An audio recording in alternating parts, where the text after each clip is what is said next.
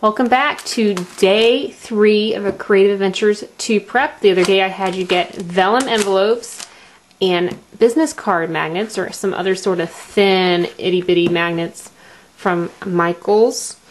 Vellum, yes, you are going to want vellum. Vellum is spelled V-U-L-L-U-M if you've never heard of it. It's kind of a translucent material. You can kind of see behind it.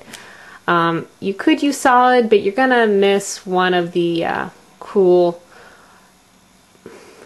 things about this album that we're making if you use solid. The vellum's really kind of giving it a certain quality that is advantageous for our purposes. So if you can get vellum at all, please get vellum. Alright, so now it's time to start gathering supplies from your own stash. You need to find some sort of frame times 8. 8's the magic number here. We're using 8 envelopes, 8 frames. These are Making Memories frames. I got them on clearance quite some time ago, and if you can see, they fit nicely on my envelopes with a lot of room to spare. This is kind of the look I'm going for, this size versus this envelope. You might have chipboard frames in your stash, you might have sticker frames in your stash. Find something times 8 that has a hole that you can cover something up and looks nice in this proportion on your envelope. That's number 1. Number 2, packing tape. 2-inch packing tape. I'm sure you got it around. It's got to be clear. Nothing else will do. I don't know. There might be a technique involved here. What do you think? This is a really cool thing to do, so you're going to want to get this. Key product for this project. Adhesive-wise, number 3, you're going to want some sort of heavy-duty adhesive that sticks everything. I like this red double-sided sticky tape, and then your standard, I use my glue stick. You might use tabs, whatever you like to use. Gather that up. Okay, oops, lost a couple frames, but that's okay. We're going to roll with it.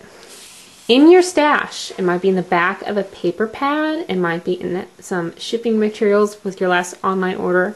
But I would wager to guess you have a nice 12 by 12 sheet of thin chipboard. If you got thick chipboard, use that. That's good. We're going to work with thin. I'm sure you have some around. If not, use that illustration board that we talked about with Creative Adventures 1 last time. Matte board. Anything that's kind of thick and will make a nice cover. You need a full-size sheet because this is going to be the front and back covers of our album. Pattern paper-wise, you need to get some double-sided paper. 8 patterns. You're going to need a half sheet of each.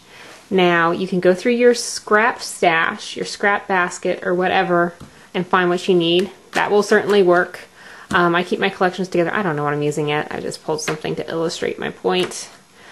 So 8 different patterns, half sheet of each, and then you're going to need 2 full sheets of 2 different patterns. So that's a total of 10 sheets, 8 that are half sheets, 2 that are whole sheets. Everybody got that? Ask me any questions if you need. Happy to answer. And lastly, I have a really cool visual aid here. See, it's high tech. You're going to need a needle and sewing thread from your sewing basket. If you want your sewing thread to match your pattern paper, that would be perfect. That's the look we're going for. If not, no big deal. I don't know what I'm going to do. I'm not there yet. Alright, so that's all we need as far as from our own stash. The day of, we might pull some letter stickers and embellishments, but it'll be as an as-needed basis and really specific to what you have on hand. Alright, catch you later. Day 4 is tomorrow, and I'll show you how to print your photos out.